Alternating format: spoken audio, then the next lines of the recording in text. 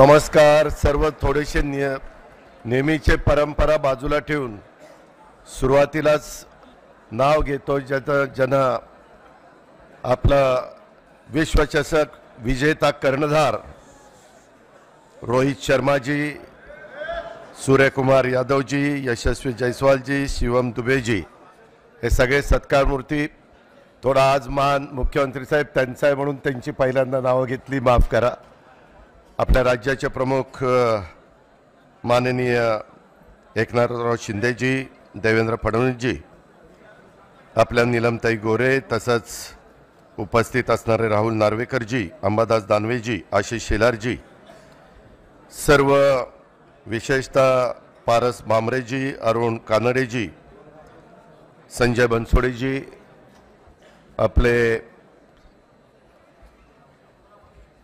चंद्रकांत पाटीलजी, सर्व स्टेजवरचे मान्यवर, उपस्थित सर्व क्रीडा प्रेमी रसिक, जमलेल्या बंधू भगिनींनो, माझ्या तरुण मित्रांनो, मागच्या काळामध्ये अनेक वेगवेगळे क्रिकेटमध्ये यश मिळवण्याचं काम केलं, धोनीने केलं, अनेकांनी केलं. परंतु कधी असा दिमागदार कार्यक्रम आपल्या विधिमंडळामध्ये झाला नव्हता. तो कार्यक्रम इथं आयोजित केल्याबद्दल मी राज्याचे प्रमुख एकनाथरावजी, तसंच राहुलजी नार्वेकरजी आणि नीलमताई ह्या तिघांचं मनापासून अभिनंदन करतो, कौतुक करतो.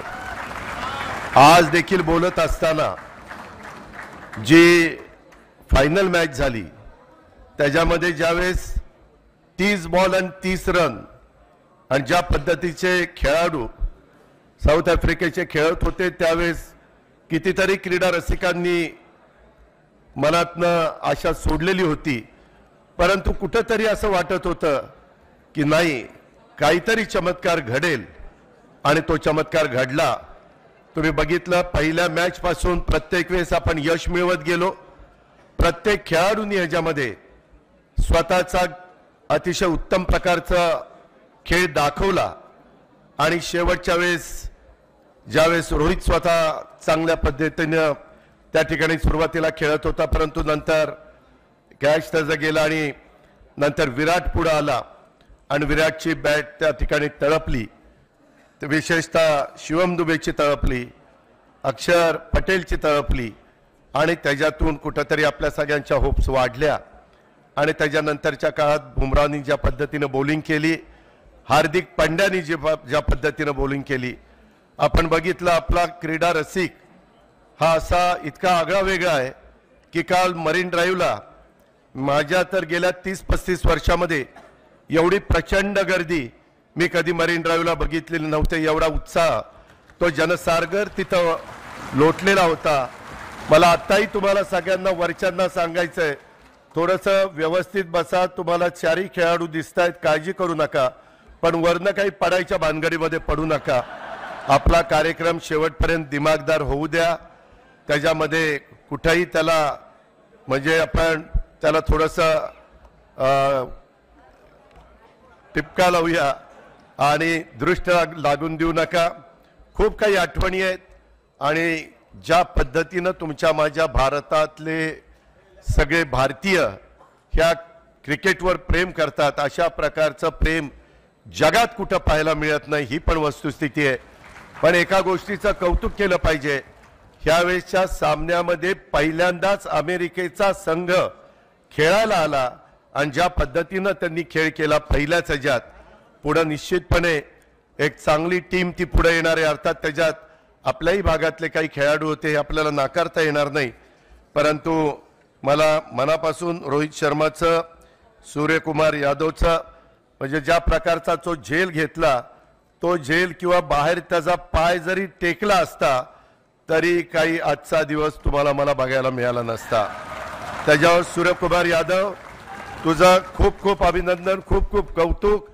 संपूर्ण आपल्या भारतीयांचे डोळे तुझ्याकडे लागलेले होते आणि अप्रतिम झेल तो घेतला.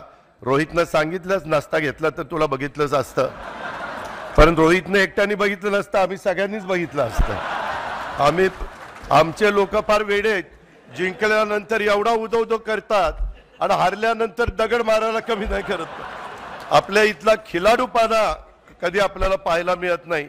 परंतु आज मला आवश्यक सुनील गावस्करजी असतील, दिलीप वेंगसरकरजी असतील, धोनी असेल, ह्या सौरव गांगुली असेल, ह्या सगळ्यांची, सचिन तेंडुलकरजी असतील, ह्या सगळ्यांची नावं घेतली पाहिजेत की त्यांनी खऱ्या अर्थाने तुमच्या माझ्या भारतामध्ये हे क्रिकेट प्रत्येकाच्या मनामध्ये बिंबवण्याचं काम, रुजवण्याचं काम आणि तो खेळ आपला सगळ्यांचा करण्याचं काम केलेलं आहे. खूप काही गोष्टी बोलण्यासारख्या आहेत.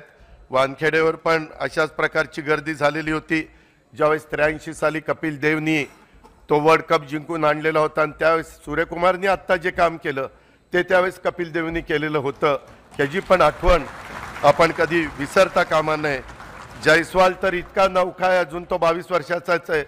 ज्यावेळेस भाषण करायला तिथं पहिल्यांदा शिवम उठला, जयस्वाल म्हणला मला भाषण करायला नका सांगू, मला काही जमत नाही.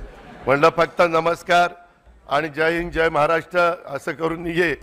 परंतु नौका आहे, तो पण असाच तयार होईल. चांगले चांगले खेळाडू नाही. रोहित, तुम्ही आता इथनं पुढं ह्या 2020 खेळणार नाही, परंतु 2020 बघत असताना रोहितची आठवण आल्याशिवाय भारत कधी गप्प बसणार नाही. त्याबद्दल रोहित शर्माचं पण मी मनापासून त्याच्या सगळ्या टीमचं कौतुक करतो, अभिनंदन करतो आणि त्याच्या मनात पुढच्या एकंदरीत वाटचालीमध्ये जे जे त्याचं स्वप्न असेल ते स्वप्न त्याचं आणि त्याच्या सगळ्या सहकारी मित्रांचं साकार करण्याच्या करता निश्चितपणे परमेश्वरांनी त्याला प्रेरणा देऊ, त्याच्या पद्धतीचे आशीर्वाद देऊ अशा प्रकारची आपल्या सगळ्यांच्याकडनं विनंती करतो. आणि खूप एक चांगला कार्यक्रम इथं घडून आणल्याबद्दल आणि चारही खेळाडू इथं उपस्थित राहिल्याबद्दल मी त्यांचं तमाम महाराष्ट्रातल्या 13 कोटी जनतेच्या वतीनं स्वागतही करतो, अभिनंदनही करतो, रजा घेतो. जय हिंद जय महाराष्ट्र. एबीपी माझा, उघडा डोळे बघा नीट.